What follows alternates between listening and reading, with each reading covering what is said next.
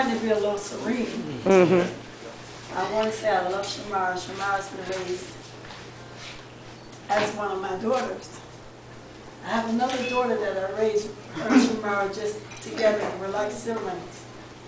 And I can say that Shamara have always been a delight to raise. And I've always tried to live a life before her that she could see Christ. And I want to say when I met Jason, the first time Jason came to us, he was so friendly. You know, and I said to them, I said, I love his spirit. He's easy to like. You know, and that meant a lot because a lot of people come into your, you know, your surrounding, and sometimes it's hard to twine and intertwine with him. But he was just so friendly. I said, he is so friendly.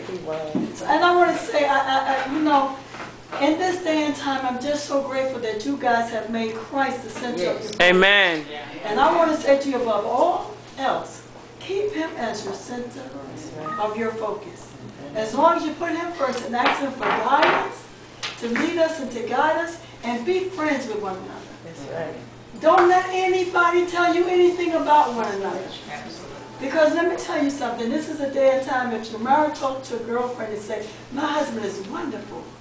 Try to get. When you know anything, that girl has your wonderful husband. Speak on it. And so let nobody tell you anything about your husband. I saw him across town. Well, you saw him, but I did. Never go home and tell your husband nothing. Talk to your husband. Be friends with one another. Intertwine with one another. And this is your best friend. Your marriage is not easy. It takes work. Yes, it does. It takes work. You think you know everything now? When you call and you love everything about that person. I used to, but when they you married well, if they drop a crumb on the table, You be ready to snatch it. You didn't see that crumb. He's the same man that ate and dropped crumbs on the table. You didn't see that crumb there. But after y'all married well, every little crumb he dropped, you don't get it.